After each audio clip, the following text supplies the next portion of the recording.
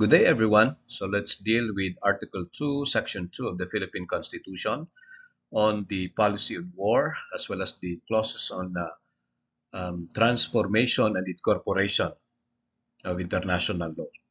Principle. So the 1987 Constitution declares in Article 2, Section 2, the Philippines renounces war as an instrument of national policy.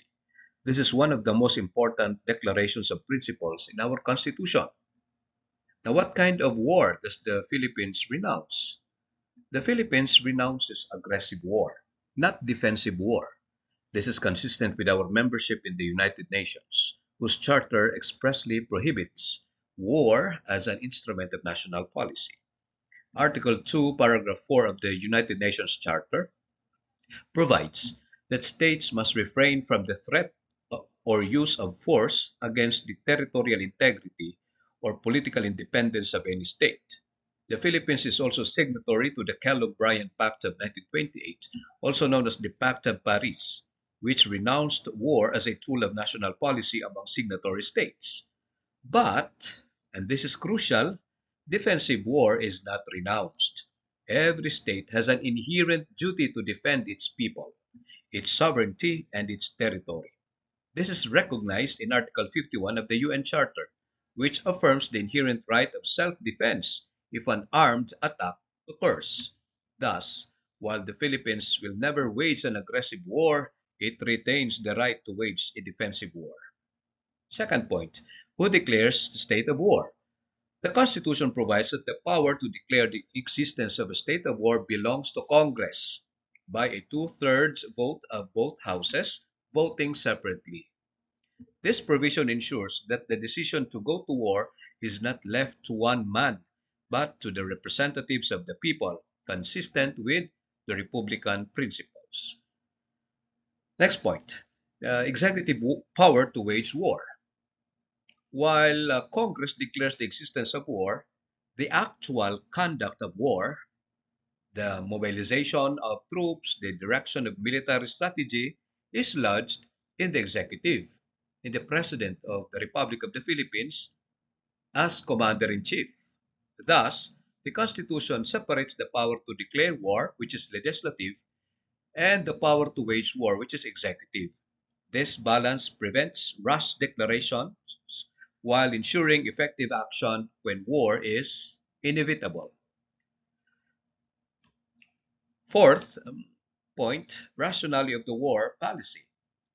This renunciation of war as a policy reflects the lessons of the 20th century.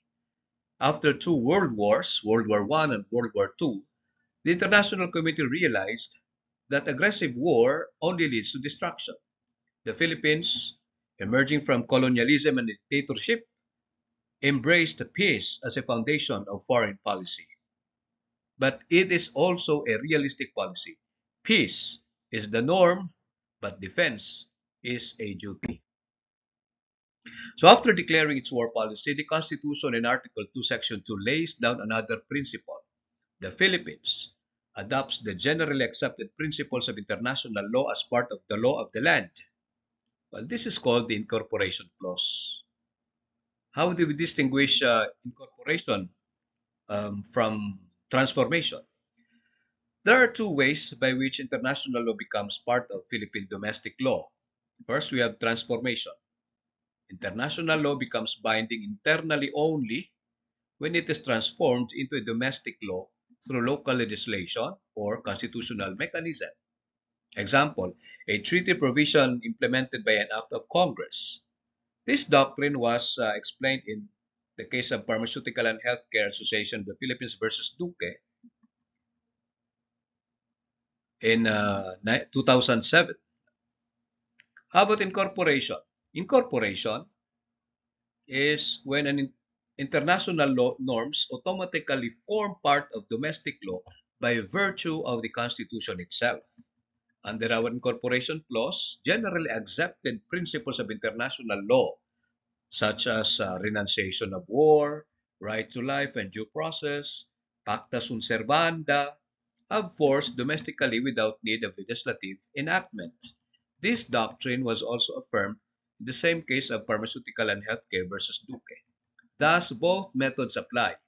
Treaties may require transformation, but customary principles are incorporated directly. What are generally accepted principles? Generally accepted principles of international law refer to customary international norms binding on all states. As explained in the case of Paul Manzares versus Comelec, 2016 case, customary law requires established, widespread, and consistent state practice. And we have opinio juris. Opinio juris sive necessitatis, the belief that such practice is legally obligatory. Examples include the prohibition of aggressive war, the principle of sovereign immunity, respect for human rights, life, liberty, due process, the binding force of treaties under principles of pacta sunt servanda. Next point is that no primacy of international law over municipal law. But does this mean international law is supreme over municipal law? The answer is no. In the case of Philip Morris Incorporated versus Court of Appeals, the court clarified that while international law forms part of the law of the land, it does not enjoy primacy over the Constitution. In case of conflict between the Constitution and the treaty, the Constitution prevails. Now, this was firmly settled in the case of Gonzalez versus Canova of 1963, where the court ruled that treaties or executive agreements cannot override the fundamental law. Thus, incorporation does not mean surrender of constitutional supremacy. Fourth point here, we have the point of pacta sunt servanda. Now, at the same time, the Philippines is bound by the principle of pacta sunt servanda. Treaties must be kept in good faith. The court, in the case of Tanyada versus Angara, upheld the Philippines' membership in the World Trade Organization. Petitioners argued that WTO membership limited sovereignty because it required compliance with international trade agreements. The court ruled that sovereignty is indeed subject to treaty limitations, but this is consistent with our incorporation clause. By voluntarily joining the WTO, the Philippines accepted this obligation as part of the law of the land. The court explained, the Constitution does not envision isolationism. Instead, it integrates international law into domestic law to ensure that the Philippines participates responsibly in the community of nations. Finally, note that the principle of amity with all nations does not mean automatic recognition of all governments. Recognition remains a matter of executive discretion. For example, while we maintain amity, the Philippines has historically exercised discretion in recognizing governments that arise from coups or revolutions, consistent with its foreign policy and national interest. So the incorporation clause ensures that the Philippines is not isolated but firmly part of the international community. Customary law is incorporated directly. Treaties require transformation or implementing legislation unless self-executing. The Constitution remains supreme over treaties and international law. Pacta sunt servanda ensures we honor our international commitments. In short, the Constitution strikes a balance. It respects international law while safeguarding national sovereignty and constitutional supremacy. Thank you.